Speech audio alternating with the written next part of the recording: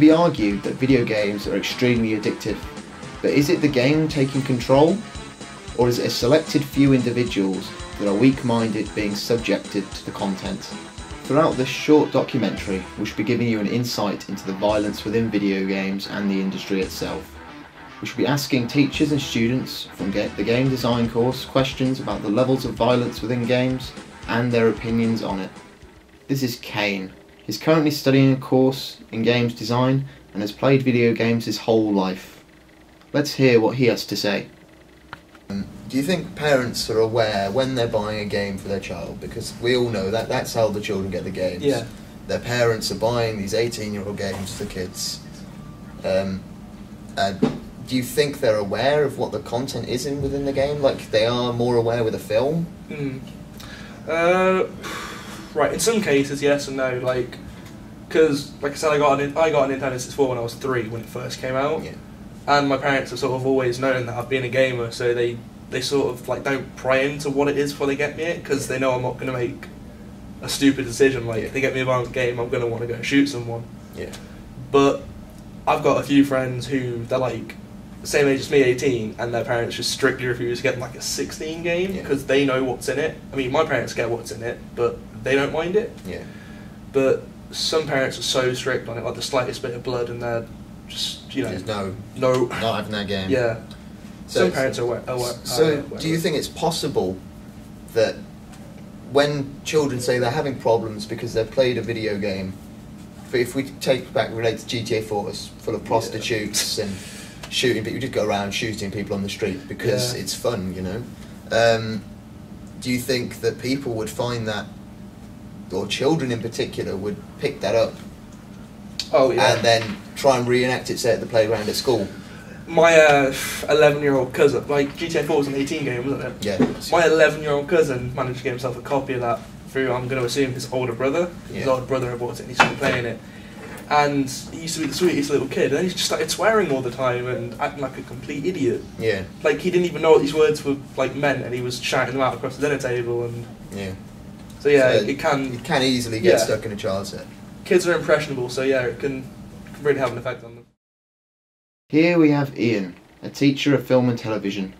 Although his area of expertise may not be gaming, he still has knowledge of the games industry and indulges himself within the area, playing games from time to time. What's your opinion on video games and the violence that some of them contain? Well, there's no two ways about it. Video games are violent, but I think I'm a believer in the certification process, and I think if a game says it's for 18, that means, and I know they don't, I think they're 16, aren't they? Yeah, 16, they can still get some 18s. Yeah, I think, and if it says it's for 16, it's for 18, I think the people who create those classifications have got a fairly good sense of what they're doing, and it should be played by an 18-year-old and above, and I think, as you'd say with the cinema, that stands, and I think that's reasonable. But if it says 18 or 16, people above that age should be playing it. Yeah. And that's I think, a system that works. But have you played any retro games and seen newer games? What would your opinion be on the level of violence shown from the old to the new? I actually think that the level of violence is about the same. I suppose I don't have any massive concerns about how violent they were. So for example, if I played Resident Evil in, 2000, we're going back a bit now, and I've had a look at Resident Evil 6, the level of violence seems about the same. Now, technologically, they may look and appear more violent because obviously the graphics and the way they're rendered and the playability suggests it might be more violent, but are they more violent today? No. Are they more mindless? Possibly yes. So it seems that the violent content within video games has not increased. The technology used has simply got better, making it look more realistic. It also seems that parents are not fully aware of the content within these games, so they are absent-mindedly buying their children games just to keep them happy. Apparently, it could be doing them more harm than good. Mike, a games design teacher, has kindly agreed to spare some time for us for a short interview on this matter. Here's what he had to say. What do you think about the representation of gender within video games? morally referring to women, Yeah. because Of course. it's not shown as much, and when they are shown, It's something that I think it's died down a little bit yeah, recently.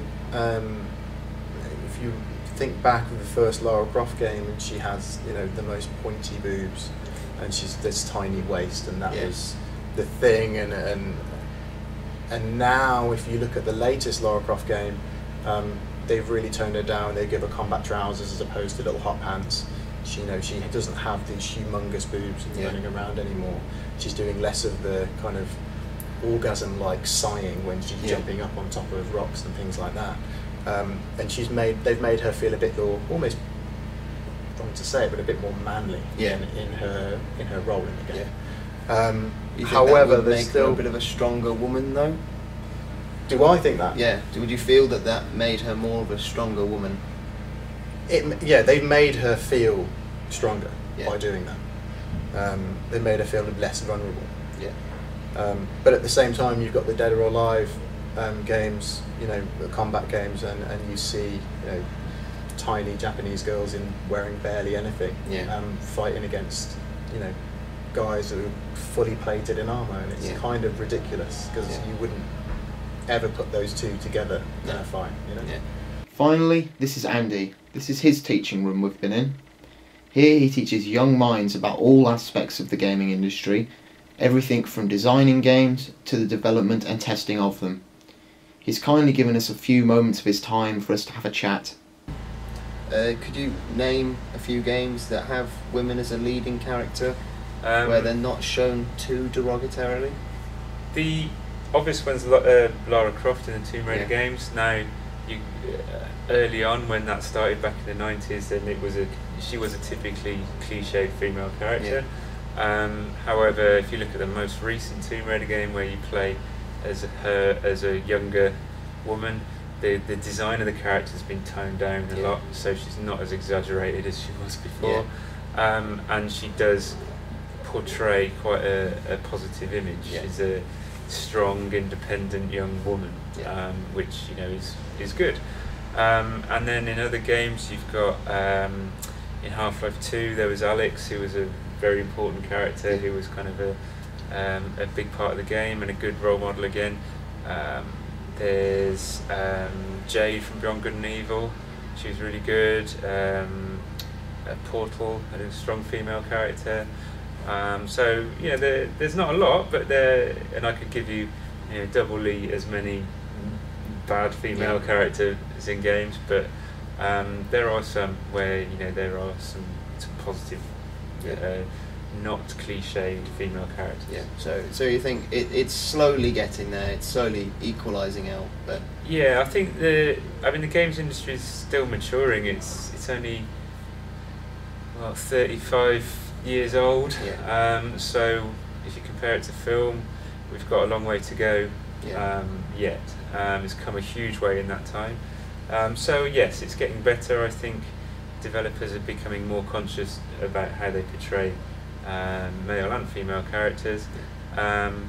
I think one of the main core problems is that the industry itself is heavily male. There are not many women in games development. So until that balances out, if you have a design team in an office all coming up with ideas for a game and they're all male, then naturally they're going to come up male with side. they're going to come up with a male angle on things. So we need to get more women into games development to try and balance that out a bit. Okay. Excellent. Thank you. Okay. Cheers. Started with them like this, huh? Huh, Maria? Tom! No! It seems violence within video games just won't change. It is simply a part of the experience. To control it for younger audiences, more stringent laws on rating and accessibility should be put into place. Also, the games industry seems to be moving slowly forward with its gender perception. It's taking its time though. It seems after 35 years of success, it needs a certain shift. Maybe more women working behind the games will solve it.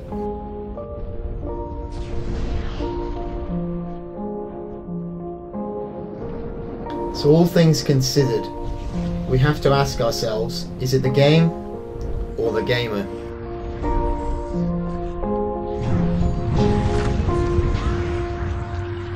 And I find it kind of funny, I find it kind of sad. The dreams in which I'm dying are the best I've ever had. I find it hard to tell you, I find it hard to take. When people run in circles, it's a very, very mad